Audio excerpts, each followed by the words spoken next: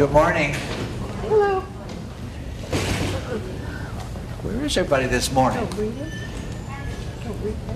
I used to say the weather has to be just right for church. If it's too bad, people won't come. If it's too nice, people won't come. So it kind of has to be kind of medium yucky. Not real yucky, just medium yucky. Things don't happen in a vacuum, isolated from other things. History, the story of the world before us, is not a series of unrelated events that occur on random dates. It is more accurately described, I think, as a collection of currents and streams that flow through time, forming rivers of development of thought, knowledge, affecting how we understand ourselves in relation to the world around us, in relation to the reality in which we live. Or perhaps more accurately, our perception of that reality, for our perception of reality changes. And the nature of reality shapes our understanding, and our understanding shapes the nature of reality. Or as someone else once said, history is one thing after another. Actually, the way I really heard that was, history is one damn thing after another. But anyway, it is impossible to understand any event in history without understanding the things that came before, the things it came from. I wish I had understood that as a student. I believe it would have changed how I learned and what I learned. I rather suspect it is what my history teachers wanted to teach me, but just couldn't get through to me. For without that understanding, at least at some level, history is little more than a boring collection of obscure dates and names. With that understanding, without that understanding, it doesn't have much relevance. With that understanding, it is a key that helps unlock the reason of why life is like it is. For 3 weeks, I have been trying to begin an attempt to understand the Episcopal Church by understanding, or at least exploring, at the beginning where it comes from. Where are our origins? What are those streams that flow into the river of Anglicanism? That history, that story, isn't the whole story, but it is an essential part of the story. It isn't a dead story. History is never a dead story. It's not as if when we learn everything that came before, history stops. It continues to go on. It continues to change and develop as the currents and rivers of the world around us change and grow and diminish and rise again. What we believe today is shaped and influenced by more than the isolated story of the Episcopal Church. We will get to some of that, but for any of the rest of the story to make much sense, it helps to understand the beginning. But where to start? That is always the question when you talk about history. If you look at the issues of the Middle East and who was there first, well, it all depends on where you want to start. Who was there first, when? There is no accurate record of the beginning of the Christian church in the British Isles.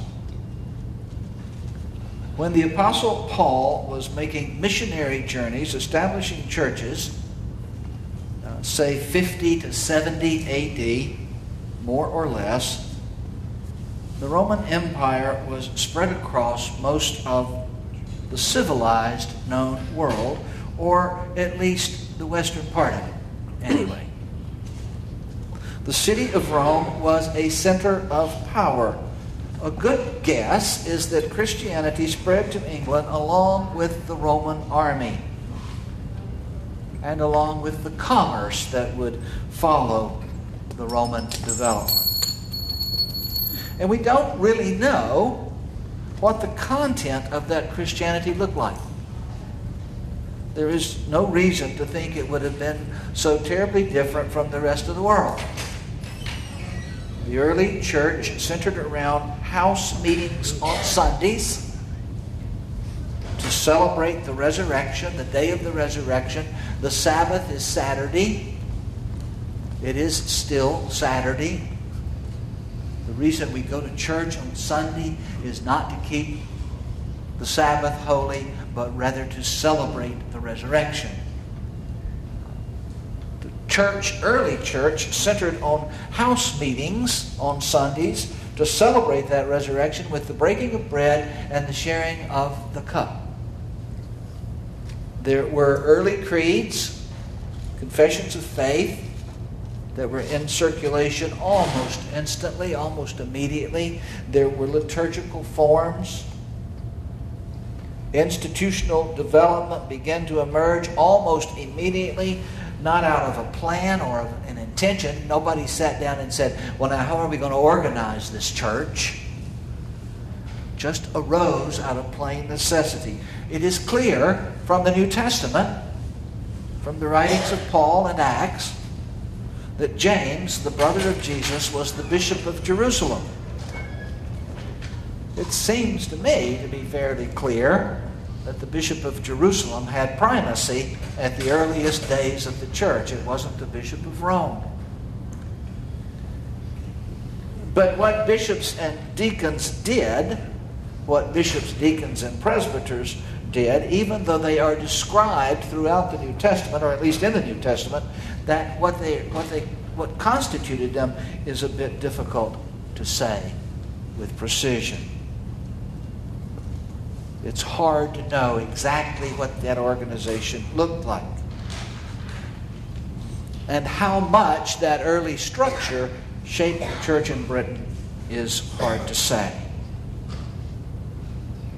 We really don't know much about it, but it seems safe to assume that it was Christian, that it professed the crucifixion and resurrection of Jesus, the lordship of Christ, that it practiced regular worship that was sacramentally centered.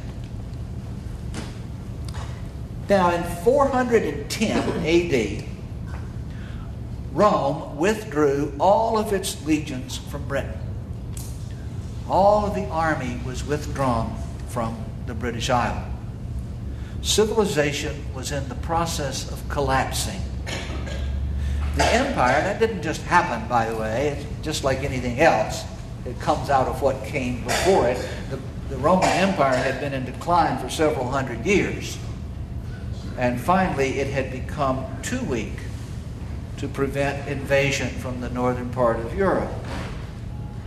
The army was needed at home to protect the city of Rome itself, a move which proved, as you know, to be futile. So Britain was abandoned. I know, it was a sad thing. Britain was abandoned to the invasion of Saxons with very little way to defend themselves. There was very little fight about it. They just were overrun by Saxons. So for almost 200 years, there's a curtain that drops down.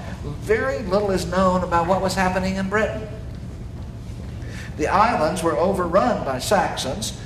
The Saxons established kingdoms, much like city-states. They were, of course, pagans. Pagan worship was established. We do know that Christianity survived in some form, at least in the eastern part of England. but it did so in isolation from the rest of the world. Among the Celtic people, especially those in Ireland and Scotland, where Roman influence had never been very great, Christianity developed with some significant distinctions. Celtic religion was polytheistic, with literally hundreds of gods, tied very much to the land, focused on symbolic, ritual, and ceremony. It was that religion that emerged or transformed into Christianity. So there were differences in ritual and practice, and there were differences in forms of organization, allowed to develop sort of without supervision. The church in England was just kind of allowed to develop in isolation for 200 years. It organized itself not around dioceses and bishops, but rather around monasteries and abbots. Abbots exercised the same kind of authority, ecclesiastical authority, that bishops did in Europe. Interestingly, to this day, there are, in the Anglican world, in the Episcopal Church world, there are places where abbots, monastery abbots, bear the title, the Right Reverend so-and-so, which is a title that is given to bishops. That is true, I know, of a monastery in this country, an Episcopal monastery that titles the abbot the Right Reverend. And in some places, abbots to this day still have the power to ordain people to the diaconate and to the priesthood. In 595, about 200 years after Rome had pulled out of Britain, Pope Gregory I, who later became known as Gregory the Great, commissioned a Benedictine monk whose name was Augustine to embark on a missionary journey to Christianize the British Isles. In a letter to someone, I can't remember whom, Gregory reports that he has sent Augustine to the end of the earth. He has sent him as far as the world goes. When Augustine and his team, his fellow monks, arrived in Kent, this is where they went in the kingdom of Kent, they found there a Christian church already established and thriving. It's fun and it's imaginative and engaging to imagine that Augustine went there with the intention of Christianizing the pagans and, there's a church. What a surprise. That's not very likely. It's not likely at all. The pagan king of Kent, Ethelbert, had married a Christian from Gaul, France, a woman by the name of Bertha, and Bertha had been given the freedom to practice her religion. The Pope surely knew about that marriage, and that was probably what prompted the missionary commission to start with, and it was probably why Augustine went to Kent, because there would be a base to work from that was open to the Christian faith. Indeed, a few years later, the king, Ethelbert, would be baptized himself. In one important aspect, Augustine was not successful. He was very successful in getting the king of Kent to be baptized and establishing, some years later, a few years after he got there, he was made bishop by the Pope. He made lots of converts to Christianity, and the Pope established him as a bishop, and he chose the spot for his cathedral to be Canterbury, starting to ring some bells, and which the Archbishop of Canterbury still resides, in which the Cathedral of Canterbury still stands. Not the same one that Augustine built, but not long thereafter. But in one important aspect, Augustine was not successful. his goal, his charge, what the Pope really wanted him to do, besides making Christians, was to bring the existing Christian structures, especially the monasteries and the abbots, under the authority of the Pope. So Augustine called a meeting with all of the abbots in the British Isles, and they all came together. And in this meeting, Augustine, with all of his persuasiveness, presented the case to the abbots for the unification of the church, and the Pope as being the head of the church, and the need for the abbots to recognize the authority of the Pope and acknowledge the supremacy of the Pope, and everybody would be happy. And the abbots declined to do so and returned to their monasteries. And from then on, there's sort of a twin development that goes on. The dioceses get formed, bishops are appointed, and at the same time, the monasteries in the British Isles are exercising their authority as well. Fast forward about 500 years to Henry II, Henry Plantagenet, king from 1154 to 1189. Dates are really not that important, by the way. I just kind of get them to have a place to hang things. Henry II had a goal to reduce the influence of Rome over the Church of England. He had a goal to increase the authority of the king.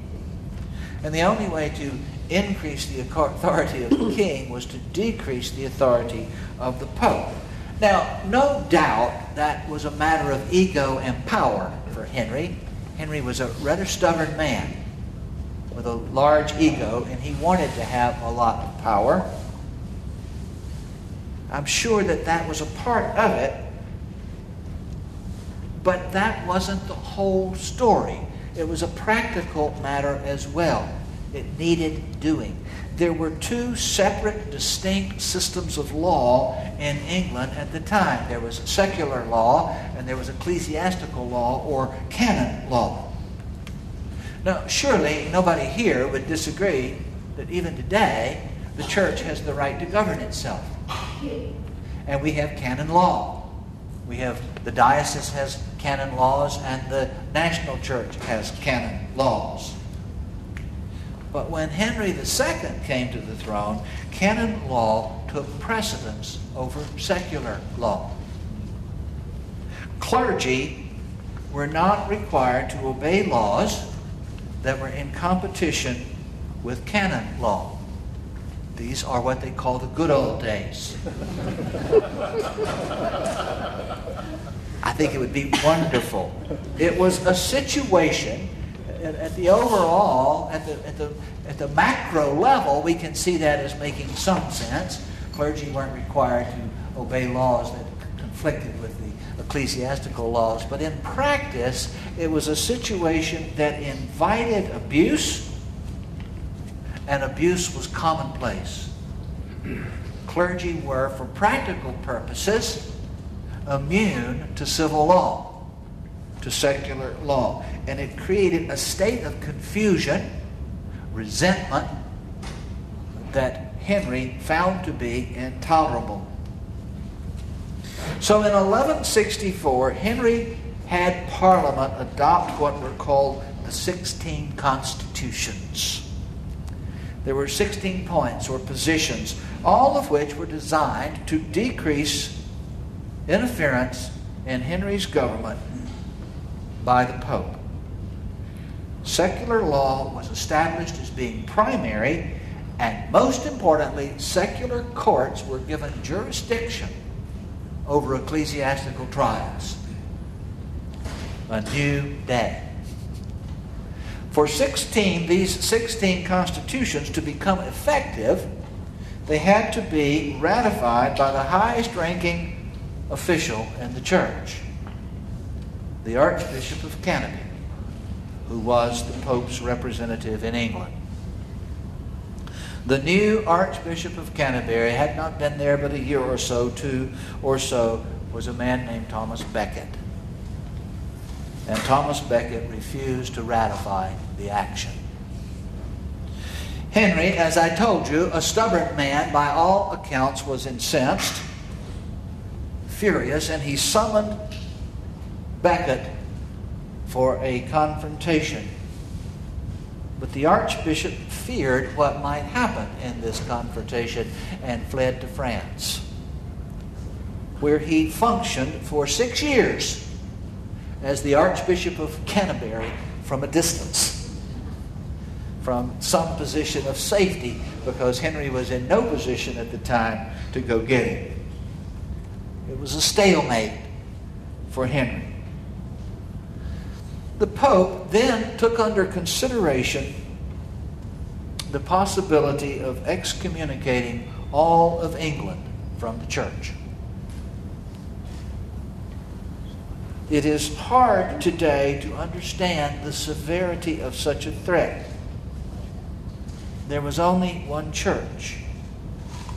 There was no alternative denomination to which to turn. If you were excommunicated, you were excommunicated. Much of the common practice, much of the common understanding of faith and religion was superstitious and simplistic. The vast majority, I mean the vast majority of the people in England believed that excommunication was the equivalent of the damnation of their eternal souls to the unquenchable fires of hell.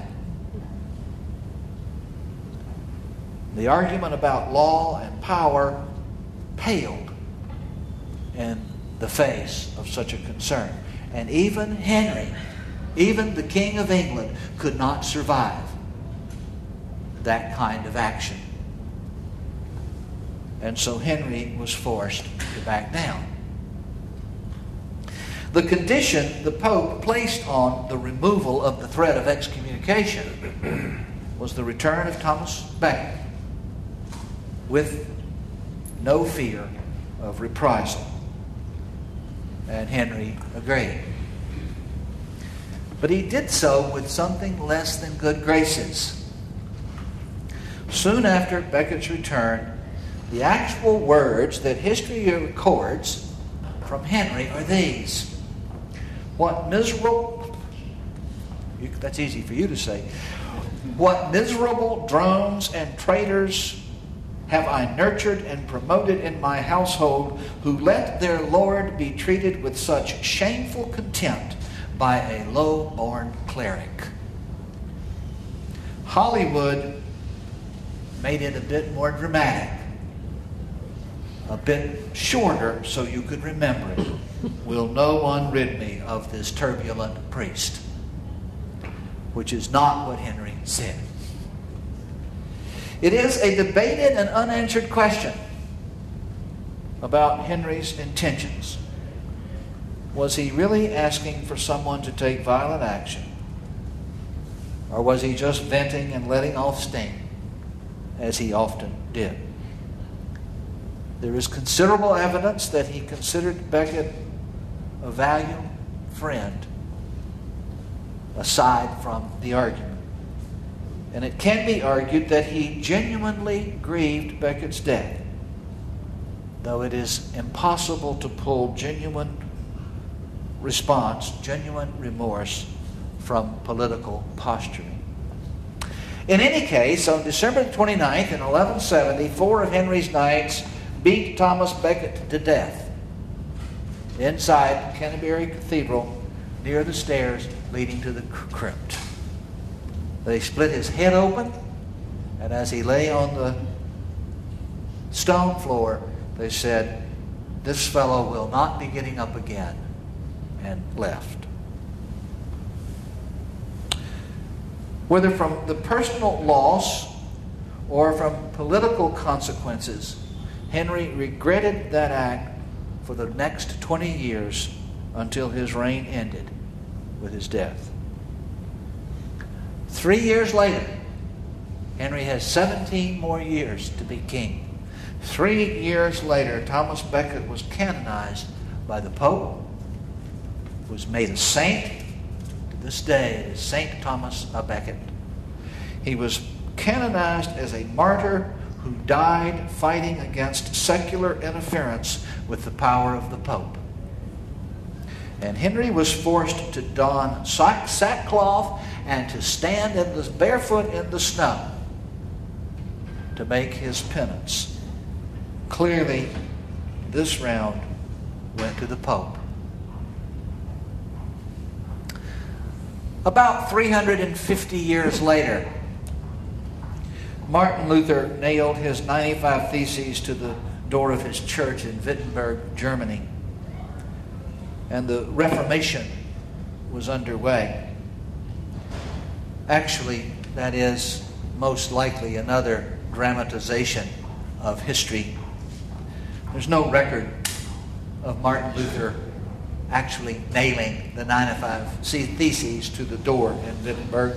It's really unlikely that that happened. It makes a good story, though.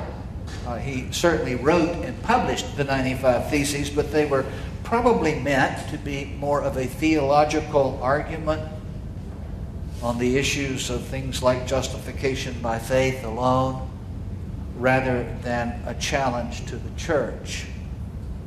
I really regret that. I went to Wittenberg this last summer, and it was wonderful to stand outside the church and look at the very door on which Martin Luther nailed those theses. Probably never happened. He was, at least in the beginning, he was not a reformer. He was a theologian. The Reformation, like everything else, didn't happen in a vacuum. People didn't just wake up one morning and say, you know, the church is corrupt, let's fix it. It came out of the currents that flowed into the river of Reformation. It could not have happened without the decline of feudalism and the rise of nationalism. One of the things that was necessary for the Reformation to happen was that the power of the Pope had become lessened. It had diminished because of the rise of powerful nations. Nations that were more centralized, more powerful than in the day of Henry II, because of the strengthening of broader areas.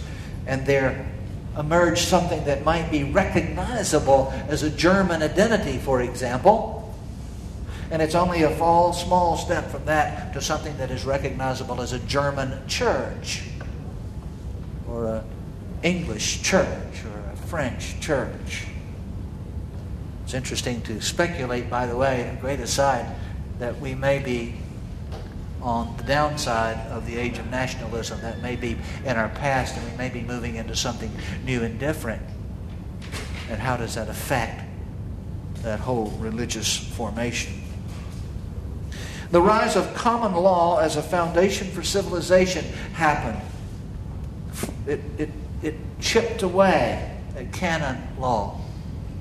The invention of the printing press not only made the Bible available to the common person who could read, which wasn't very often the common person, but made the Bible more readily available, but it also made all manner of religious discussion much more public. Papers and tracts were printed. New knowledge among scholars was changing the way the world was seen. The world was poised, ready for a change. The Reformation came late to England.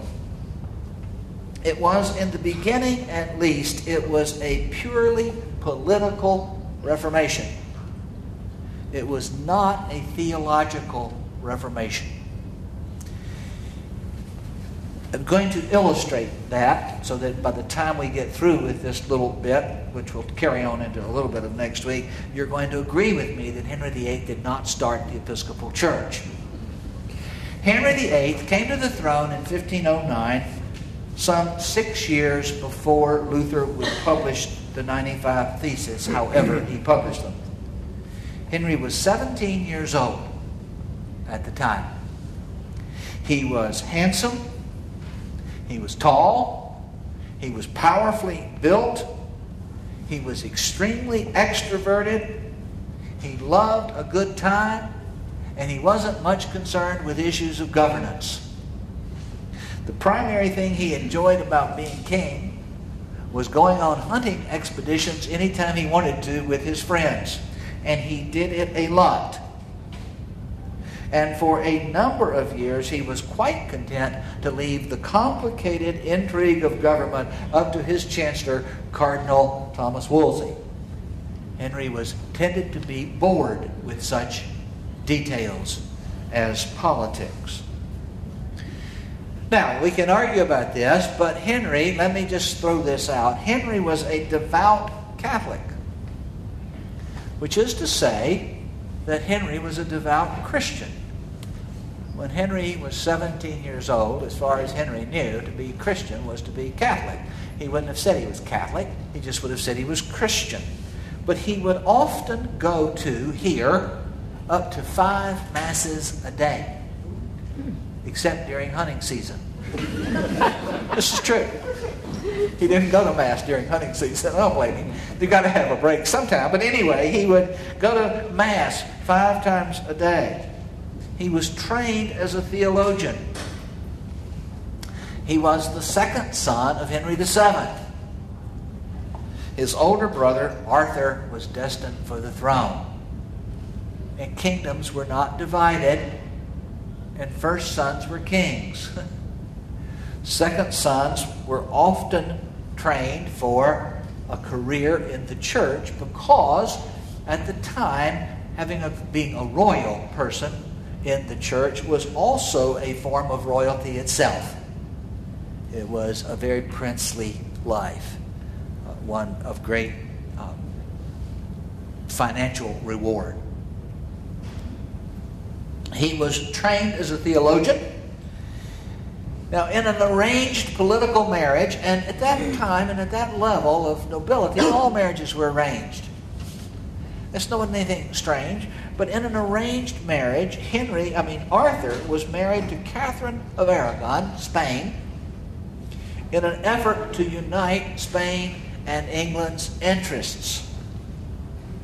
History is unclear. Interesting question, but history is unclear as to whether or not that marriage was ever consummated. Catherine swore on an oath that it was 20 years later, but she had a case to make. Others swore that it was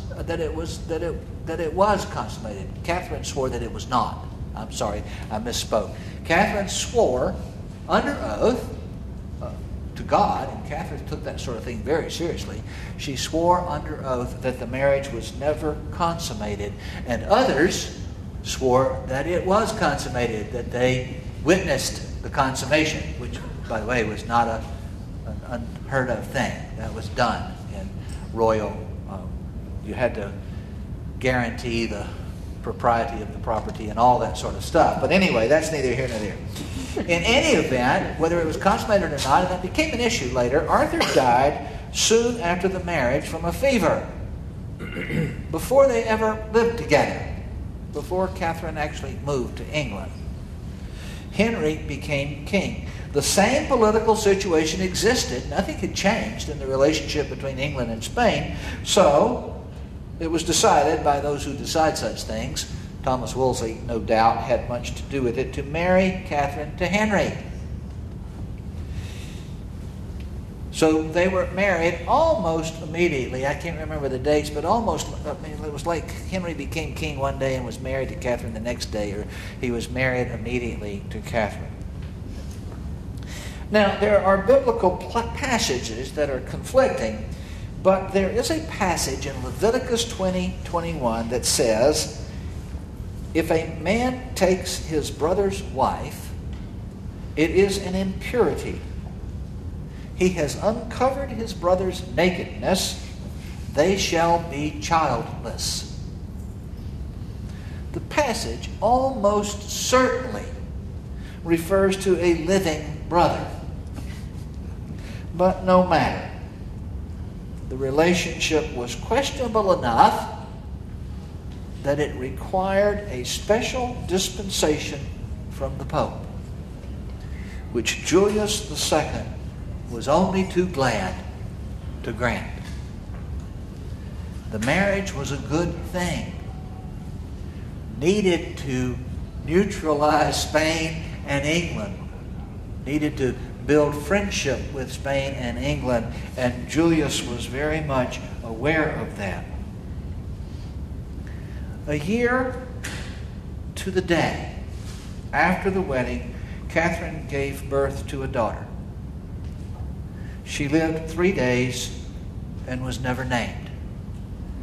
A year later, there was a son who was given the name Henry, Duke of Cornwall. He died less than 2 months later. Almost, not quite a year later, a son was born and again given the name Henry, Duke of Cornwall. He died less than a month later. 2 years later, a daughter was born, given the name Mary, who would live to be 42 years old. 2 years later, a final daughter was born, who once again did not survive long enough to be given a name. With the exception of Mary, a daughter, it would be troublesome if you were to take this seriously, this passage in Leviticus.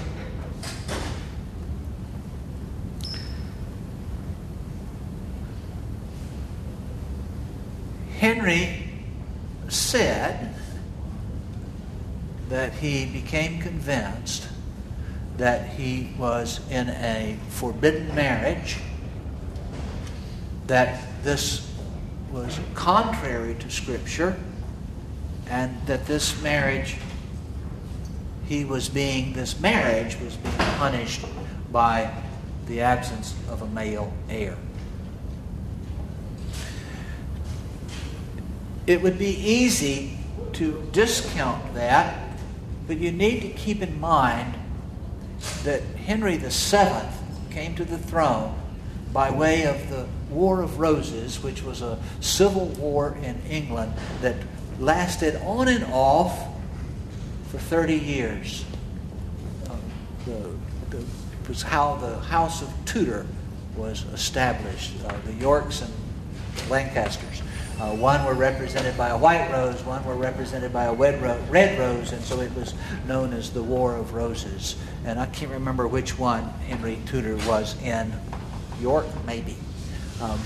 But eventually won the throne and brought peace to England. Henry is right on the generation after the throne that has happened in England, Civil War. Henry is not sure, no one is quite sure, that a woman can rule. Turns out that perhaps one of the greatest rulers of England is a daughter of Henry VIII, but that was neither here nor there at the time. Henry desperately wanted a male heir. And that's easy to discount, but it was very true. Now, whether Henry was sincere about his guilt, about this illegal or this incestuous would be the word the church would use in those days, this incestuous marriage, that's debatable. Also, 4 years after that last daughter was born and died, Anne Boleyn arrived at the court.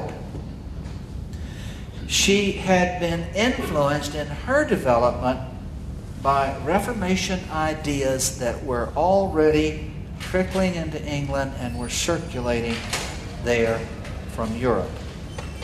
But it doesn't seem that she had any particular religious commitment. There is no doubt in my mind, I don't know of any historian that would challenge it, there is little doubt anyway that Henry fell in love with her. She was bright and beautiful.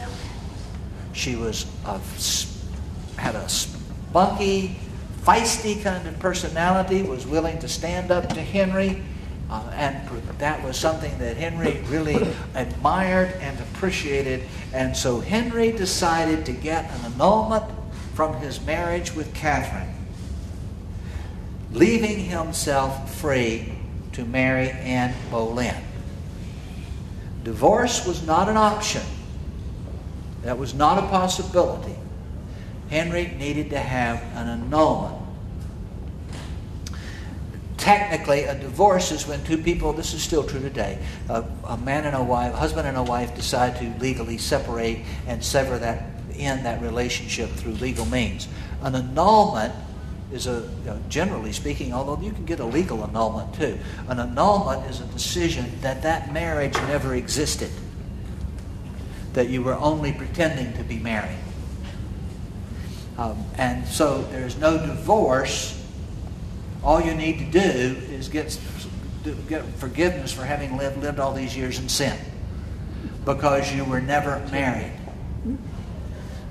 Today, still true in the Roman Catholic Church, is that you can't get married in the Roman Catholic Church if you're divorced. You have to apply for and get an annulment of that first marriage, which says that marriage never happened. Generally speaking, the basis on which a modern annulment is sought is lack of intention. I didn't mean it. Or she didn't mean it. Obviously she didn't mean it because of what's happened. And so we get the marriage gets annulled. The Roman Catholic Church is very careful in today's world that an annulment has in no way affects the legitimacy of any offspring of that marriage, which is sort of a legal fiction when you think about it. Henry's day, that wasn't true, by the way. An annulment, getting an annulment makes the offspring of that marriage bastards. They are not legitimate children, nor legitimate heirs. So Henry wants an annulment. Three things are in his way. One is Catherine is a devout Catholic who has no intention of granting Henry, of going along with an annulment. She is married in the eyes of God, and she is by God going to stay married. The second thing that is in Henry's way is that there is a different pope than Julius. The new pope has a real problem with negating, counteracting the dispensation given by a former pope. It is contrary to canon law, which you can understand if you think about it. If a pope's dispensation can be undone by the next pope, what kind of surety do you have? Everything would be chaotic. And so there is canon provision that prohibits one pope from undoing a previous pope's dispensation. Maybe they could have gotten around it.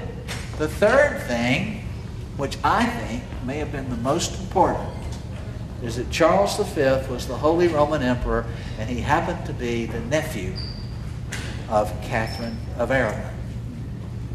And the Pope, he was very powerful at this particular time, and the Pope was much more afraid of Charles V than he was of Henry. So the Pope declined to give an annulment. Clement VII, 1527. And I have to go to church. I will pick it up there. And all of you have to go to church too.